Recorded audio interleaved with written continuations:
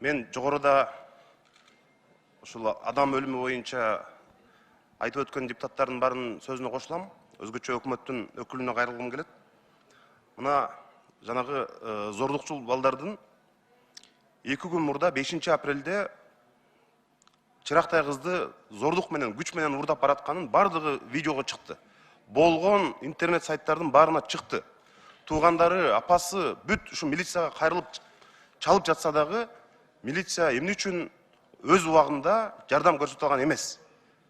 Ошол жерде машиненин номери турат, камераларга чыгып атат. Ошол кеткен багыты боюнча барганда, ошол Айзаданын өмүрүн сактап калганга мүмкүнчүлүк болмок. Ошондой эле зөөкүрлөрдүн бардыгын ошол жерде алып чыгып, коомчулукка көрсөтүп, экинчи мындай окуя кайталангыс кылыш керек эле.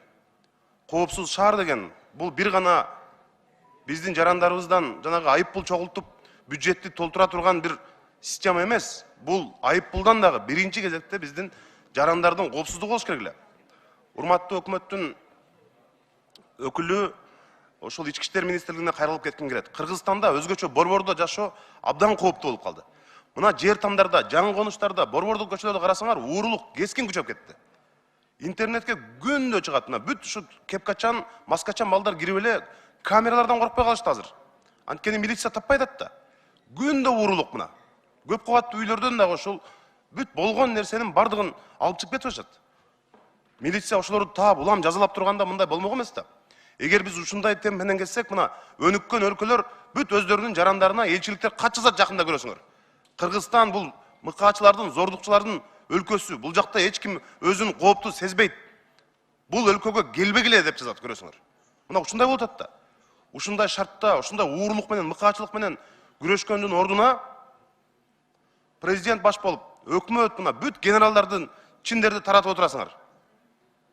Эгерде ошол бир чырактай кыздын өлүмүн жергиликтүү чабан телефон чалыптыр. Мына бул жакта өлүп жатат деп. Ошондон милиция барыптыр. Мына генералы көп Кыргызстанда.